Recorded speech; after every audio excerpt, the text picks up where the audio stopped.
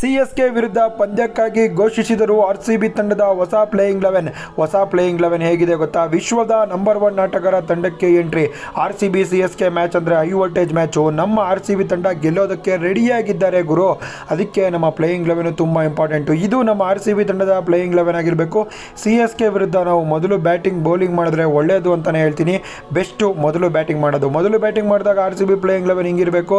Salt Virat Kohli ಇಬ್ಬರು openers. Number 3 Patidar ಬರಬೇಕು. ದೇವದತ್ ಪಡಿಕ್ಕಲ್ ಬೇಡ.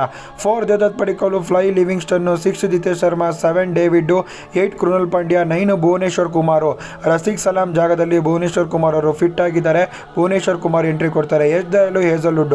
ಇದು ಫಸ್ಟ್ ಬ್ಯಾಟಿಂಗ್ ಆಡ್ತೀನಿ ಅಂದರೆ. ಫಸ್ಟ್ ಬೌಲಿಂಗ್ ಮಾಡ್ತೀನಿ ಅಂದರೆ ದೇವದತ್ ಪಡಿಕ್ಕಲ್ ಜಾಗದಲ್ಲಿ ಸುಯೇಶ್ ಶರ್ಮಾ ಅಥವಾ ಸ್ವಪ್ನಿಲ್ ಸಿಂಗ್ ಬಂದರೆ ಬೆಟರು. ಭುವನೇಶ್ವರ್ ಕುಮಾರ್ KKR ವಿರುದ್ಧ ಮ್ಯಾಚ್ ಆಡಿಲ್ಲ. ಈಗ ಸಿಎಸ್ಕೆ ವಿರುದ್ಧ ಮ್ಯಾಚ್ ಆಡೋದಕ್ಕೆ ರೆಡಿಯಾಗಿದ್ದಾರೆ. ಇದು ಗುಡ್ ನ್ಯೂಸು. ವಿಡಿಯೋನ ಎಲ್ಲರಿಗೂ ಕೂಡ ಶೇರ್ ಮಾಡಿ ಹೇಳಿ. ಆರ್ಸಿಬಿ ತಂಡ ಸಾಕಾಗಿ ಆಡ್ತಿದೆ.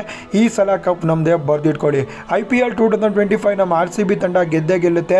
ಆದರೆ ಸಿಎಸ್ಕೆ ವಿರುದ್ಧ ಮೊದಲು ಗೆಲ್ಲಬೇಕಾಗುತ್ತೆ. ಇದು ಆರ್ಸಿಬಿ ತಂಡದ ಪ್ಲೇಯಿಂಗ್ 11 ಆಗಿರುತ್ತೆ. ಕೃಣಾಲ್ ಪಾಂಡ್ಯ ಲಾಸ್ಟ್ ಮ್ಯಾಚಲ್ಲಿ ಮ್ಯಾನ್ ಆಫ್ ದ ಮ್ಯಾಚ್ ಆಗ್ತಾರೆ.